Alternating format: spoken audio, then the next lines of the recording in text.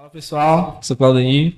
A gente tá mais um episódio de Escrituras e Café. Tô aqui com o Darlan, graças ao Pai. Paz de Cristo, eu sou o Darlan. Bem-vindo aí ao Escrituras e Café. Mais uma entrevista, mais uma conversa. Fique atento aí que a gente vai tirar algumas dúvidas, vai conversar com um casal aqui bastante simpático. Pessoal que já se tornou amigo da gente, colega e amigo do nosso irmão Claudemir. Mas estão aqui para facilitar e ajudar a questão da... Você que tem dúvidas sobre ser nômade digital e como pode conciliar a fé evangélica, a vida cristã, a religião com isso, né? Fica atento com as coisas que a gente vai trazer para vocês. Hoje a gente tá com a Luana e o Rafael, né, do Mobility Travel, né? E eles são nômades digitais, são digitais influencers também. Vocês podem acompanhar o canal deles aqui, a gente vai deixar no Instagram para vocês seguirem. E eles vão falar um pouco da vida deles, do dia a dia deles como nômades e cristão. Então fiquem à vontade, passo aí para vocês. Esse é o momento que eu fico nervosa. Graça e paz, eu sou Luana. Eu sou o Rafael. Legal os encontros de casal da igreja. A gente é nômade, né? Como o Claudiano falou. E a gente tá viajando já há 2 anos. Isso. A gente vai pro nosso terceiro ano viajando, né? Uhum. Nesse ano de 2025. A gente não vê muitos cristãos viajando. A maioria das pessoas que a gente conhece são não cristãos. E acho importante trazer esse tema. Acho que o Claudeni fez o convite e a gente achou que seria eu achei que seria uma boa ideia, compartilhei com o Rafa. E a gente achou que seria uma boa ideia. Quer que eu fale a minha história? O Rafa? Então, eu e o Rafa, a gente se conheceu na igreja. Eu cheguei na igreja muito, muito cedo, na mesma igreja que o Rafael também. Só que a gente tem uma diferença de idade de 3 anos. E aí, hoje em dia não parece nada, mas quando a gente é adolescente, essa diferença é uma diferença bem gritante. Então, eu tinha 18, tava entrando na faculdade, já tava na faculdade, e o Rafael tava entrando no ensino médio. Então, naquela época, a gente nem cogitava ter alguma coisa. E o nosso relacionamento só começou bem depois disso. Sim. A gente se conheceu bem cedo na igreja, né? Eu basicamente sou da igreja desde os 7 anos. A Luana também desde muito nova, a mãe dela, nossos pais. A gente se conheceu na igreja e aí, né, conforme eu fui ficando um pouco mais velho, entrei na faculdade, conheci ela, a gente começou a conversar, né? Aí foi onde tudo surgiu. Eu tinha uma certeza bem clara pra mim, que era a certeza de que eu iria viajar no mundo, assim, isso nunca foi uma dúvida. Então, antes de começar a namorar o Rafael, que foi meu primeiro namorado e virou meu esposo, a primeira pergunta que eu fiz pra ele, assim, em pouquíssimos encontros que a gente teve, eu sentia muita paz no coração, foi isso que me deu indício de que ele seria a pessoa certa pra me casar. Mas a primeira pergunta que eu fiz antes da gente começar a namorar foi: você vai viajar o mundo comigo? Porque se você não tem essa intenção, então a gente nem começa, para não começar errado. Ou a gente começa com o mesmo propósito, ou a gente não começa. E ele, inocentemente, achou Eu que eu não tava acreditei. brincando. Achou que eu tava brincando e disse que sim. Eu não acreditei, na verdade, porque enfim, eu tava conhecendo ela mais a fundo naquele momento, pensei que era beleza, vou aceitar aqui, vai que vamos ver o que que dá, né? E aí a gente se casou, né? Depois de um tempo namorando, a gente se casou, a gente passou acho que um ano aqui morando em Fortaleza, né? No segundo ano, a gente já começou essa vida nômade, a viver viajando.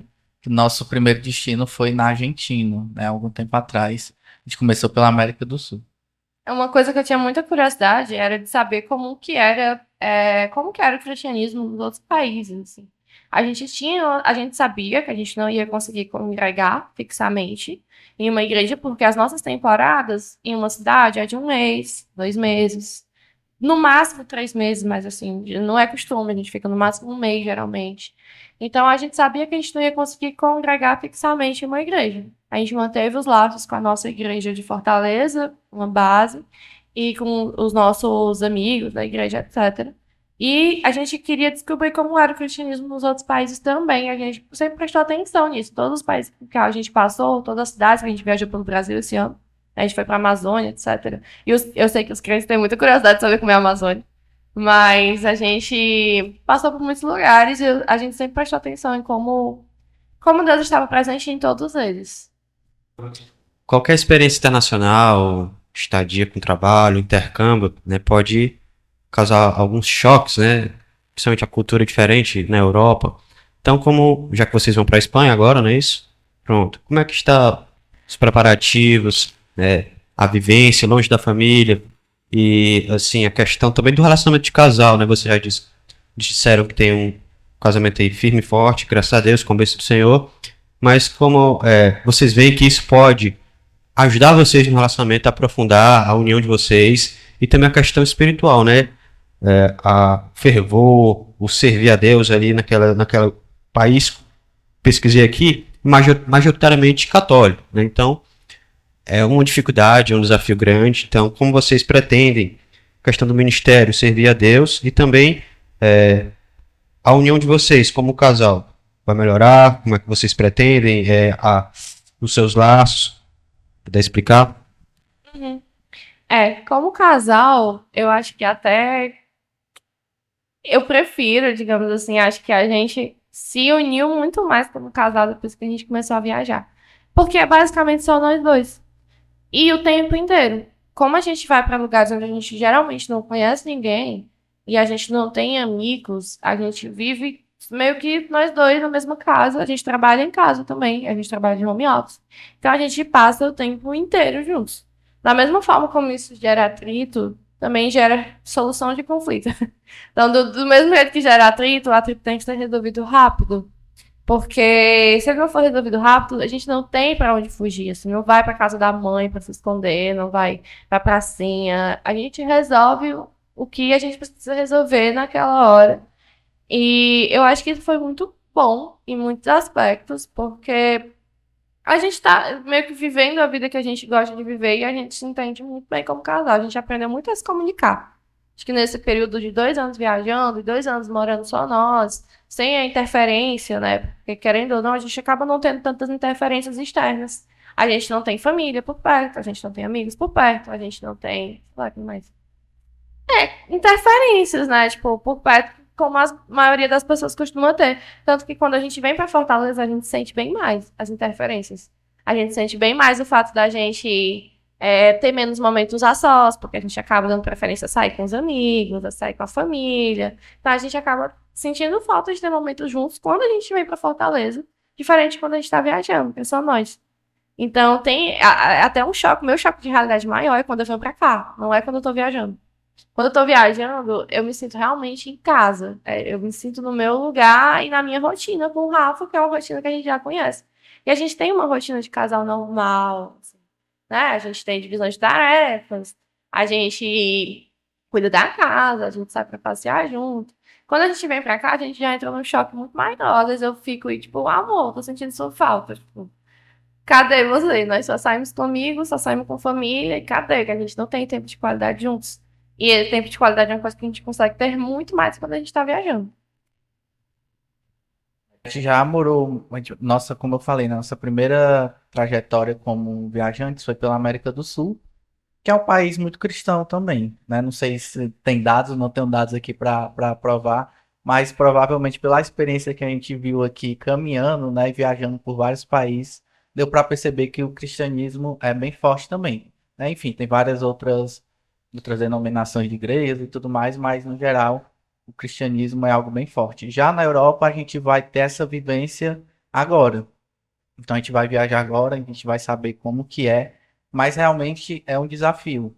É um desafio você, porque uma das partes importantes, né, de servir a Cristo é justamente a você estar ali com o outro, né, com o irmão, você ter ali união, você ter momentos com outras pessoas, conversar sobre fé, compartilhar sobre assuntos da sua vida e encontrar, né, às vezes ali apoio em outras pessoas.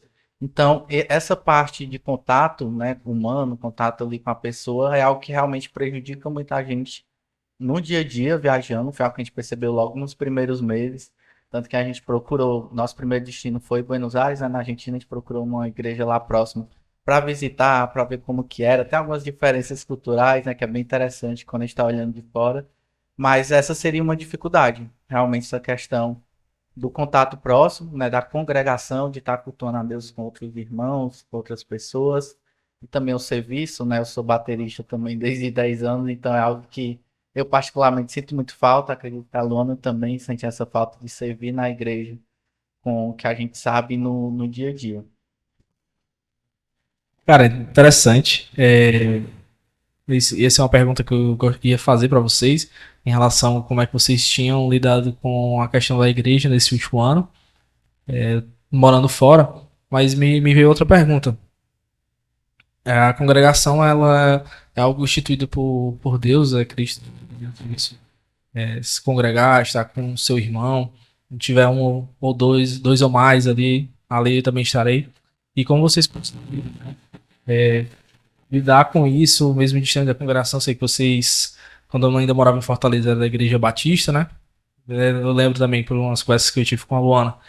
E vocês ainda estavam na catequese, fazendo online mesmo. Como é que vocês conseguiram levar essa didática durante esse tempo, esse ano aí que foi bem corrido para vocês? Sim, de fato é uma dinâmica muito diferente da gente, da nossa vida, porque como a gente trabalha também com produção de conteúdo de turismo, os nossos finais de semana eles são dedicados ao turismo. Então a gente tentava estar presente assistindo os cultos online da nossa igreja, que é a primeira igreja batista de Fortaleza. Então a gente tentava estar presente assistindo os cultos online. Eu continuei o discipulado dentro do grupo de jovens, então eu continuei fazendo e continuo fazendo até hoje o discipulado para me manter perto, para me manter com alguém por perto, para alguém por quem vai estar orando por mim, com quem eu vou orar, com quem eu vou conversar. Foi muito importante para mim. Eu comecei esse discipulado no Equador. Eu sinto muita falta de servir na igreja, eu também servia na comunicação, na filmagem. Então, eu sinto muita falta de servir na igreja. Rafa também sente falta de tocar. E a gente sente muito essa falta, assim. Eu acho que a vida nômade pra gente, ela não é eterna, assim. Ela não é para muitos anos. Ela é uma fase que precisa acabar e que quando acabar a gente vai buscar uma congregação. Isso é uma certeza que a gente tem. Não sei aonde a gente vai parar, né? Em qual país a gente vai decidir parar. Inclusive, a gente já tem a ideia de quando vai ser, não tá muito longe. Então, quando a gente parar, acho que uma das primeiras coisas que a gente vai fazer é procurar uma congregação. A gente fez isso em boa parte das cidades com que a gente foi. A gente via que tinha igrejas evangélicas por perto da nossa casa.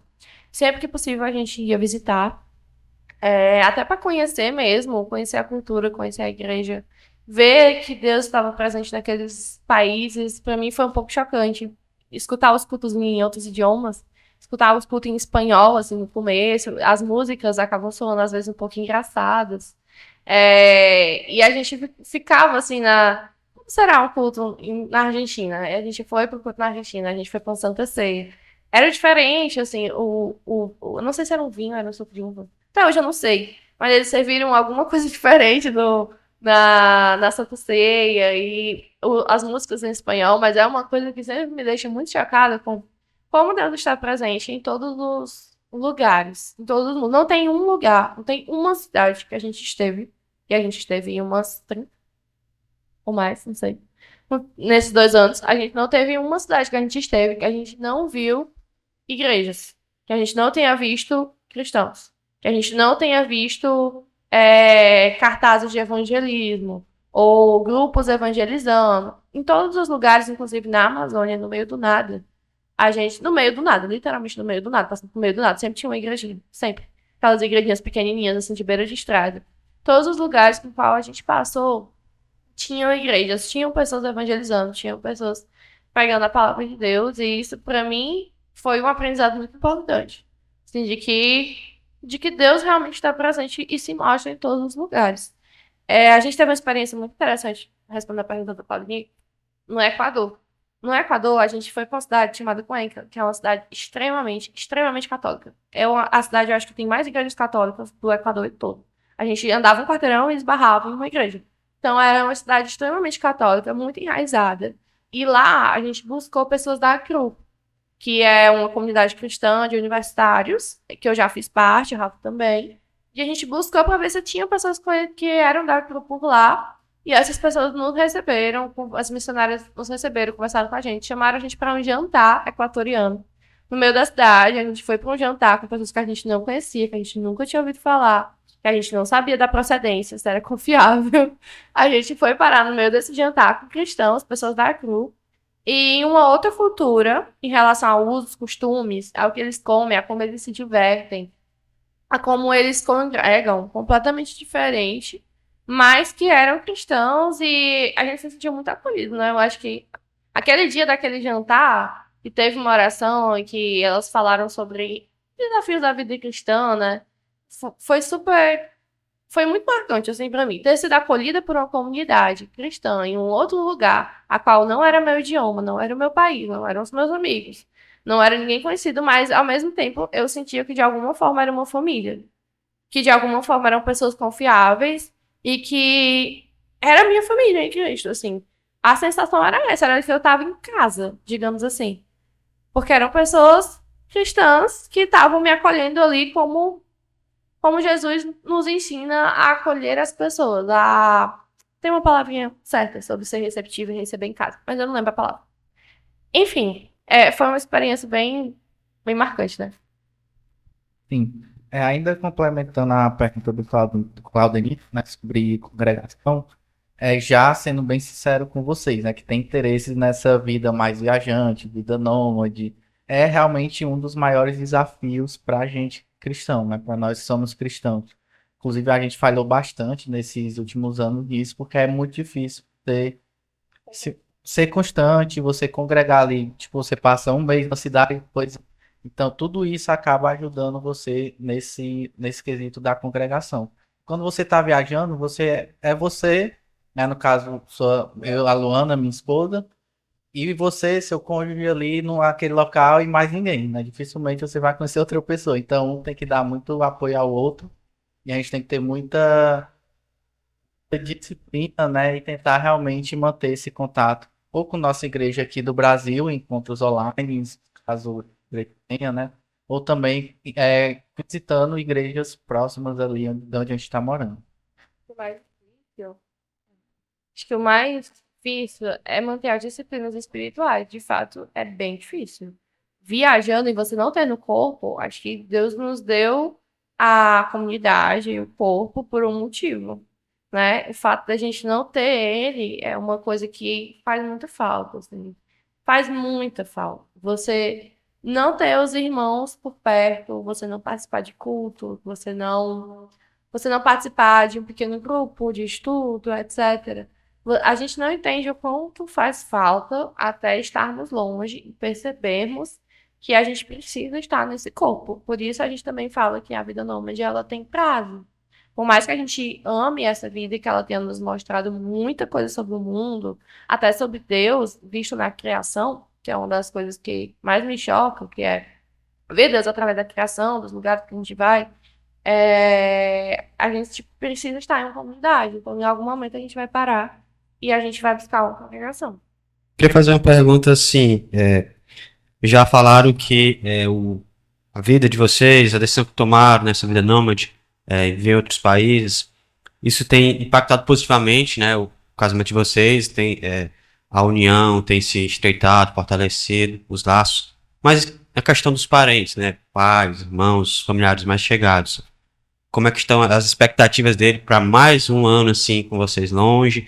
E quanto para vocês é importante o apoio deles, né, na decisão que vocês têm tomado? Na verdade, assim, para as mães é sempre um desafio, né? Para mim e para a Luana também. Acredito que elas sempre ficam com o coração apertado quando a gente está próximo de viajar novamente, porque querendo ou não, tem essa vontade da gente estar próximo, né? E tudo mais, tá querendo proteger a gente. Então, realmente, essa questão de parentes é algo bem, bem difícil também. Porque assim como a Luana falou que a gente sente falta da congregação, a gente também sente falta da família, dos amigos, de sair com um amigo, conversar, né? Então, são coisas que de fato são um dos pontos negativos de você viver viajando. Então, tem pontos positivos, como também tem pontos negativos, e esse é um deles. Então, nossa expectativa, o que a gente tenta fazer, sempre quando a gente está longe, é tentar manter um contato ali frequente, né, que a gente define um contato frequente, principalmente com a família e amigos, né, pessoas mais próximas, para realmente a gente não se sentir tão só durante essa viagem, né? Então, ainda bem que hoje em dia tem tecnologia, né? A gente faz chamada de vídeo, faz ligação, tudo com muita facilidade. Então, a gente costuma fazer dessa forma. A nossa família sempre respeitou muito as nossas decisões, apesar deles não Nem sempre, óbvio que eles não querem. Eles não querem, assim, não são pessoas acostumadas. Nós somos os únicos da família a morar realmente muito longe. A gente não tem outros familiares que moram, estão assim no mundo como a gente. Nossa família inteira mora em Fortaleza. Com exceção de um ou dois, mas assim, a família inteira mora em Fortaleza. Então, apesar de para eles ser difícil, eles sempre respeitaram muito a nossa decisão, deixaram nas nossas mãos. E, como eu falei lá no começo, desde criança eu falo isso. Não foi uma novidade quando eu cheguei com a minha mãe e falei, mãe, vou viajar, assim. Porque eu falo isso desde que eu sou criança, praticamente, né? Já era uma coisa muito enraizada. Então, a minha família só esperava o momento mesmo que ia acontecer. Quando a gente vem pra cá, é que a gente tenta criar o máximo de tempo de qualidade. Gera alguns conflitos pelo fato da gente estar longe, a gente é acostumado a ser muito independente, a tomar nossas próprias decisões, a não ter tanta interferência ou tanta conversa. Então, quando a gente vem, conversa assim, para tomar decisões, né? Então, quando a gente vem para cá, acaba gerando um outro conflito, a gente precisa se dividir entre as famílias, a gente precisa equilibrar o tempo entre os amigos, a família. Mas eles sempre apoiaram muito e provavelmente a gente talvez não more aqui fixamente aí no futuro. Então é uma coisa que a gente também tem um outro aspecto sobre isso. Eu tava pensando esses dias, eu acabei de me lembrar. Que é sobre a gente aprender, quando a gente tá longe, parece que a gente aprende a valorizar mais aquilo que a gente não tem. Então, era uma coisa que nem sempre, quando a gente morou aqui, a gente morou como casados 1 ano em Fortaleza. Nesse 1 ano, eu sinto que eu não fazia tanta questão de almoçar no domingo na casa da minha tia, de estar com a família em alguns momentos. Não era uma coisa que eu fazia tanta questão. Já viajando e voltando para cá e passando tanto tempo longe, a gente aprende a valorizar mais o tempo de qualidade que a gente tá. Então, se a gente tá, a gente fica sem o celular, por exemplo. A gente fica realmente conversando. Coisa que antes eu poderia ficar facilmente no celular e não sentir culpa nenhuma nisso. Hoje em dia, não. Se eu estou com a minha irmã, que eu tenho uma irmã pequena, ela precisa 100% da minha atenção. Por quê? Porque eu não estou sempre aqui. Porque os poucos momentos que eu estou aqui, eu preciso valorizar esse tempo de qualidade com as pessoas da minha família, os meus amigos, as pessoas com quem a gente tem um relacionamento.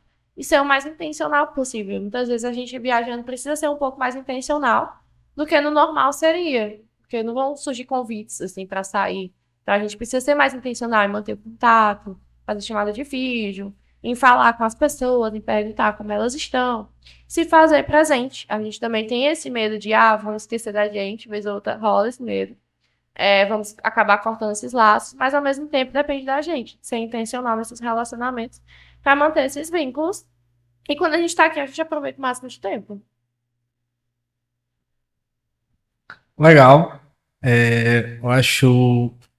Achei bem interessante a forma como vocês estão abordando essa vida de vocês, corrida no dia a dia e conseguindo manter um padrão cristão, não se deixaram abalar ou ser afetado por outras culturas. Mas o que me veio aqui à mente foi o seguinte: uma das coisas que a gente mais aprende dentro da igreja é a ordenança de Cristo e de pregar o evangelho, né? Eu gostaria de saber se vocês, durante esse tempo, viajando aos locais, se vocês tiveram essa oportunidade, ou até mesmo foram abordados por alguém que não conhecia vocês e quiseram pregar o evangelho para vocês aí nessas viagens. Sim. Assim, ser abordado por pessoas a gente já foi, né? Que é algo, algumas vezes, é algo bem, bem comum, assim como aqui no Brasil também. Quando a gente fala em relação a ir e pregar o evangelho, pelo menos para mim tem algumas dificuldades, né? A questão de não conhecer a pessoa, ou também tem a barreira da língua, do idioma, que é algo que pesa muito para a gente, né? Enfim, a gente vai conhecer vários países, por exemplo, no próximo ano, esse ano ainda, na Europa, que falam diversos idiomas. É algo bem difícil. Querendo ou não, você se sente um pouco deslocado ali também, tipo, sem tanta, pelo menos falando por mim, né? A Luana pode falar por ela também essa questão de ter essa confiança para falar com as pessoas. Então, eu acho que é algo que daria sim para a gente melhorar bastante essa questão de falar mais sobre Cristo, né, para as pessoas que a gente encontra viajando, mas também é um desafio, né, por essa questão do idioma. Às vezes a cultura é diferente, às vezes a gente não tem tanta abertura assim para chegar numa pessoa e a gente não tem apoio ali, né? Por exemplo, de uma base missionária ou de qualquer outra coisa. Então fica bem, bem difícil. E eu acho que é isso. Sobre ser abordado, a gente já foi realmente várias vezes. Inclusive, quando a gente para em porta de igreja, o pessoal sempre vem falar com a gente, receber, convidar. Às vezes a gente para ver quando é o culto, então as pessoas sempre vêm, a gente já foi abordado algumas vezes. Em relação a evangelizar, foi uma das coisas que eu levantei como uma dificuldade naquele encontro lá do pessoal do Equador, das missionárias, etc. Elas perguntaram a dificuldade nossa. E eu falei que era justamente isso, assim. Evangelizar é uma coisa que eu realmente tenho muita dificuldade de fazer fora, assim, um a um, né, pessoa a pessoa, porque existem várias barreiras, tipo, a barreira do idioma, a gente não domina 100%, eu domino bem mais o espanhol do que o Rafa, mas a gente não domina 100% os idiomas, agora que a gente vai para a Europa, piorou, aí que a gente não domina mesmo, então a gente não domina 100% os idiomas e também às vezes a gente não sabe o quanto aquele país é aberto ou não, quanto vai ser receptivo ou não, acaba dando um medo. E eu confesso que essa é uma das coisas que a gente deveria buscar mais sabedoria em Deus de como fazer. Uma coisa que eu tento levar mais como criadora de conteúdo é levar Cristo para o que a gente mostra na criação de conteúdo, nas viagens. Especialmente quando a gente está em cenários, assim, imersos dentro da criação, tipo, sei lá, nos Lençóis Maranhenses, assim. Um cenário absurdo que não tem como não ter sido Deus que criou aquilo. Então, a gente tem um certo alcance, um número de seguidores, né? Não é grande, mas, assim, são pessoas. E são pessoas vendo o que a gente publica, e eu acho que a gente precisa ter uma certa responsabilidade sobre aquilo que a gente mostra. E a gente também ter consciência de que a gente tem ali um canal para comunicar o evangelho de alguma forma, para comunicar as boas novas através da nossa vida, de como a gente vive e daquilo que a gente fala. A gente não tem a intenção de se tornar um Instagram cristão, digamos assim, né? Sobre o estereótipo, mas de comunicar Jesus através das coisas que a gente vive. E esse foi um ano que eu tive bem mais consciência sobre isso. Eu acho que no primeiro ano a gente estava ainda meio... O que que eu faço? Como que eu faço? O que que eu consigo comunicar? O que que eu não consigo? E esse ano a gente teve experiências que eu tive mais certeza. E aí, sendo bem sincera, a gente tem um certo medo de, vamos posicionar como cristão, vou perder seguidores, tipo, as pessoas vão me... Sei lá, quando a gente fala que é cristão, quando a gente está viajando, a gente conhece diversos tipos de pessoas. E a gente conhece muitas pessoas com estilos de vida muito diferentes do que a gente tem, naturalmente. E muitas vezes, quando a gente fala que é cristão, a gente sente parece que a pessoa é puxada pra trás, assim, tipo. Eu falo, não, eu sou evangélica, eu sou cristã. A gente já sente ali uma barreira criada. E a gente sente isso nas redes sociais também, quando a gente comunica o cristianismo. Mas uma coisa que eu digo pra mim mesma é que essa é a minha missão. Que, independente, que eu não posso negar Jesus nem nas minhas redes sociais, ou porque eu vou perder alcance. Se eu tiver que perder alcance, que perca. Se eu tiver que perder seguidores, que perca. Porque a minha missão, afinal de contas, não é ser influenciadora. E essa é uma lembrança que eu tenho que trazer constantemente sobre a minha cabeça para não deixar isso me tomar, nesse sentido dos números me tomarem, ou do medo de ser julgada, porque no final das contas é um certo medo de ser julgada, como, sei lá, gente, como as pessoas veem o cristianismo, muitas vezes, né, no mundo, a gente sabe como funciona, como as pessoas enxergam. Então, às vezes o medo de ser julgado me faz refrear algumas coisas, mas eu entendo que é uma lembrança que eu tenho que trazer constantemente, que a minha missão não é ser influenciadora no mundo, que eu tenho um alcance que a comunicação, aquilo que Deus me deu, que foi o dom de me comunicar nas redes sociais, também precisa ser usado para o evangelho. E, enfim, é uma lembrança que eu preciso trazer constantemente.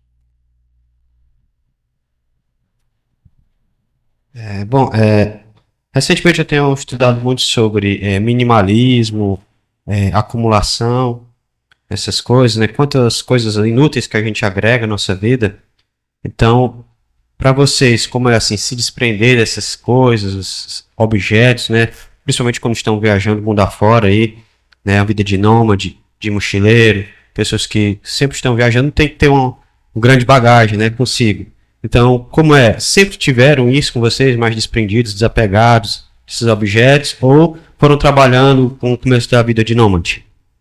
Pra mim foi mais fácil, porque. Não, tá, então tudo bem.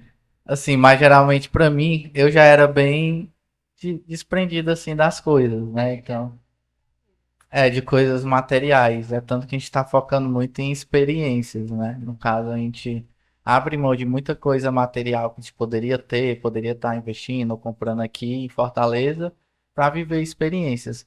Então, querendo ou não, eu nunca estudei a fundo assim o minimalismo, né? Eu sei que tem vários conceitos e tudo mais, mas é algo que tá no nosso dia a dia.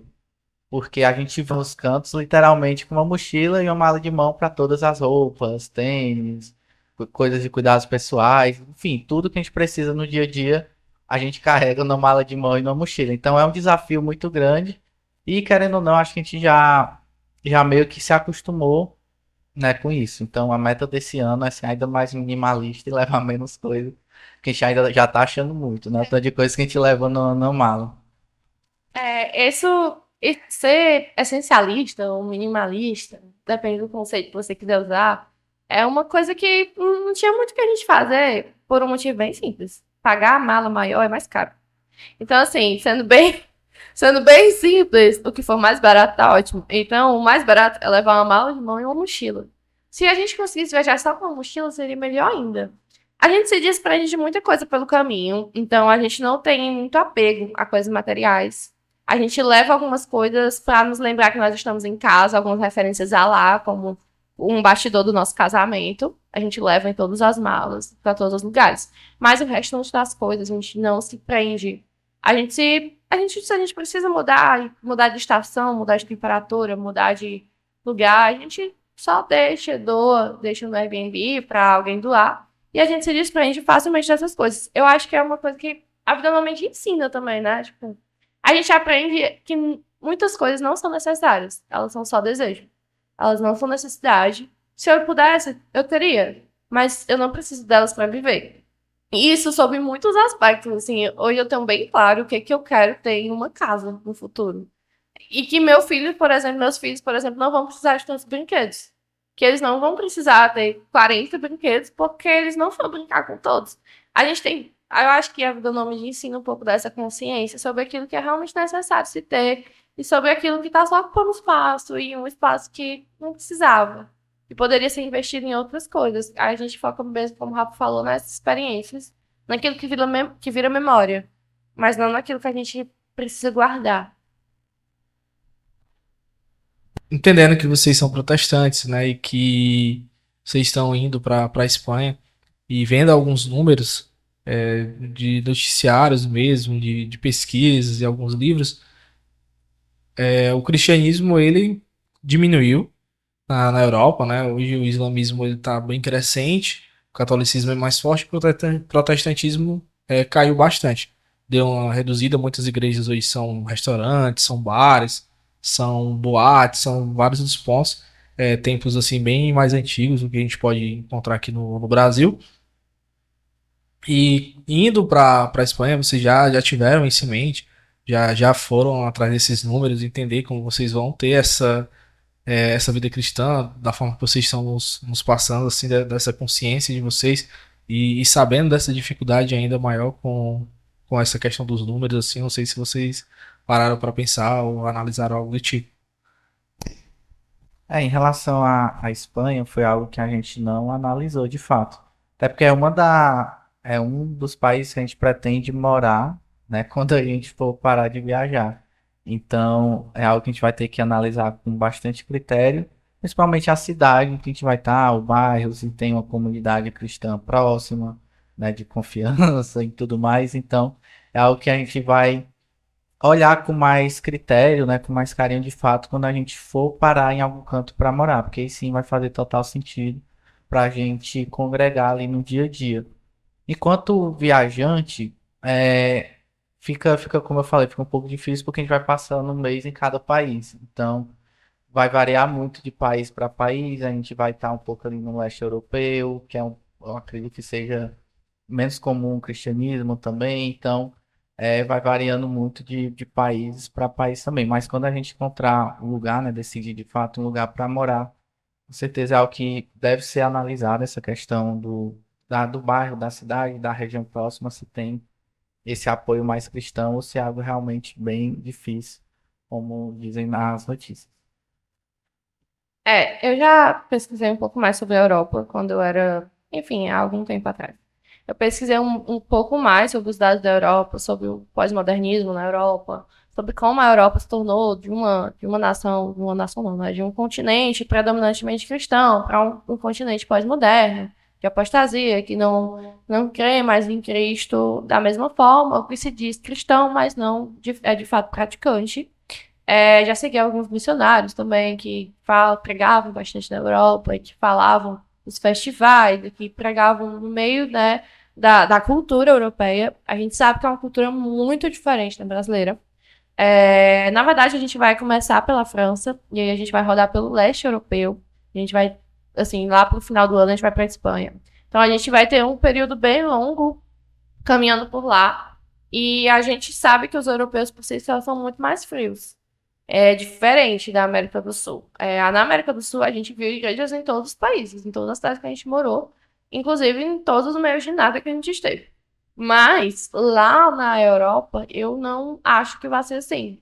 Eu acho que vai ser mais escasso, eu acho que vai ser mais difícil de encontrar. A gente vai descobrir realmente quando a gente estiver lá. Eu tenho essa consciência de que é um lugar onde o pós-modernismo domina, onde tem bem menos igrejas, bem menos cristãos. Mas a gente também tem consciência de que a gente andou por vários lugares remotos e sempre tem cristãos, sempre tem, em qualquer buraco, assim, qualquer lugar, não que a Europa seja um buraco, enfim, vocês entenderam. Em qualquer lugar que a gente esteja, sempre tem cristãos, sempre tem missionários, sempre tem uma comunidade. Aqui, por exemplo, é uma comunidade que está presente em, sei lá, 190 países. Então eu sei que eu vou encontrar em algum momento cristãos em algum lugar. E se a gente não encontrar, seremos nós, assim. Então, assim, e quando a gente, óbvio que quando a gente for escolher um lugar para morar, é uma coisa que, como o Rafa falou, a gente vai levar com mais critério, porque a gente quer que nossos filhos cresçam dentro de uma comunidade cristã, né? Com escola bíblica, com ensinamento. Então a gente pretende morar em um lugar em que a gente realmente consiga ter uma vida boa, digamos assim. A gente pretende se estabelecer em um lugar em que a gente vai ter uma rotina, que a gente vai ter uma vida, que a gente vai para a igreja aos domingos. Então, quando a gente for escolher um lugar para morar, é que a gente vai ser bem mais criterioso em relação a isso.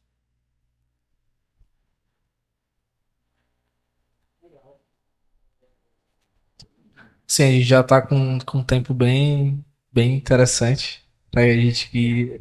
Uns 40 minutos pra quem a gente disse que não teria tanto assunto. O que eu gostaria de saber de vocês seria mesmo mais conselhos para quem está buscando esse estilo de vida e quem quer se aprofundar, já até iniciou alguns viagens, vocês puderem falar abertamente. E esses conselhos não só para o dia a dia como nome digital, mas também como cristão. Primeiro conselho, mais importante, é seguir a gente no Instagram. Eu vou deixando aqui Faz o merchan, @MoveToTravel. siga a gente lá no Instagram que a gente posta diariamente, tá? Boa. Mas, pessoal, assim, falando sério, né? Um dos principais conselhos não é tão profundo, mas é simplesmente você ir, você fazer. Porque é algo que a gente vê que trava muita gente. A pessoa tem a vontade, tem o sonho de viajar, de conhecer, de viver viajando, mas ela fica presa no medo, né? Ah, e se isso acontecer, se acontecer aquilo, enfim, o que que eu faço? Então, quando a gente conversa com outras pessoas, né, durante essa caminhada viajando, a gente vê que tem muitas pessoas que querem, que se inspiram no nosso estilo de vida viajando, mas elas sentem medo, né, de iniciar. Então, o conselho que eu daria é realmente comece. Comece, mesmo que você não tenha todas as certezas do mundo, mesmo que você não esteja 100% confiante, só vai, né? Como a Luana fala aqui, comprar passagem, depois a gente decide o resto. Gente, é bem aquela máxima, o caminho se aprende ao caminhar, assim. Decide, e vai. Nós somos muito práticos, né? Eu acho que eu e Rafael, nós somos pessoas muito práticas. Então, a gente tomou decisões, a gente decidiu que ia começar a viver viajando em outubro. A gente foi viajar em abril.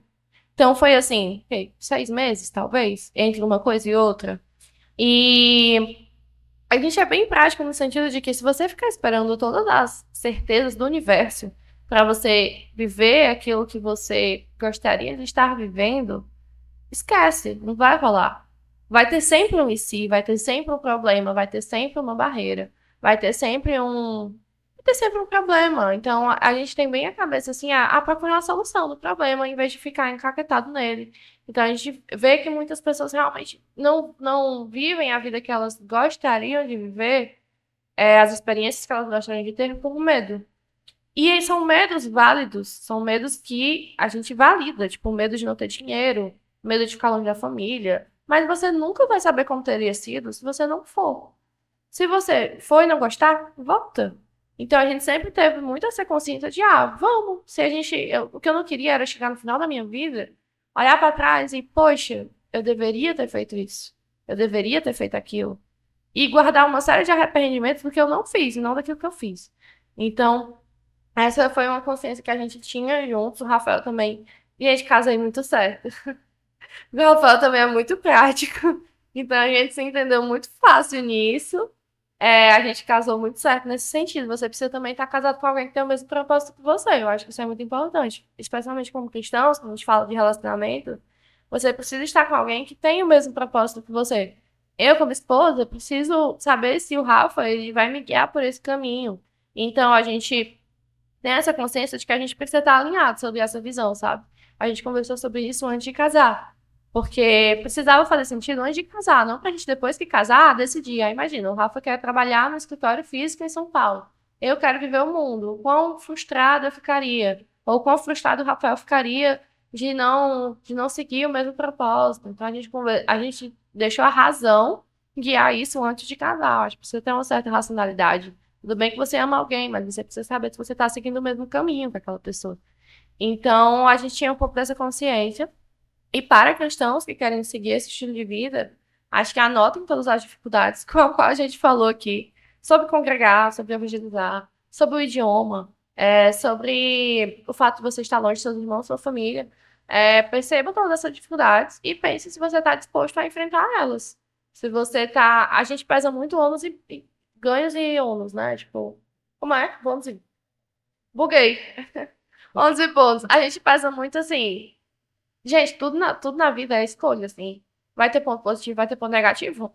Então você tem que saber o que que vale mais pra você. Pra gente, os positivos de viver viajando por essa temporada de 3 anos, eles superam, digamos assim, aqueles pontos negativos. E a gente sabe que é uma temporada que vai acabar, que vai findar. Então eu tenho muita consciência, assim, procurem em Deus respostas. Se isso vai pra vida de vocês. E é isso. Acho que E o último conselho também, né, em relação a essa vida cristã, é que viajando e com algumas coisas mais incertas, né, no dia a dia, que a gente tem que planejar muita coisa, como passagem, hospedagem e tudo mais, você acaba aprendendo a confiar mais em Deus, na prática mesmo. Então você acaba, querendo ou não, aprendendo a confiar mais nele, né? Então é algo que a gente acaba desenvolvendo também ao longo dessa jornada. Então, como eu falei no primeiro, né, o primeiro conselho que eu dei em relação a viver viajando, que é você simplesmente tomar a decisão e se isso de fato for o seu sonho, se for o que você quer, sem medo, porque tem tudo a ver com esse outro que eu falei agora também, porque Deus vai prover, né? Então ele vai estar com você ali independente da situação e ele vai te ajudar, vai prover, basta confiar que no final dá tudo certo.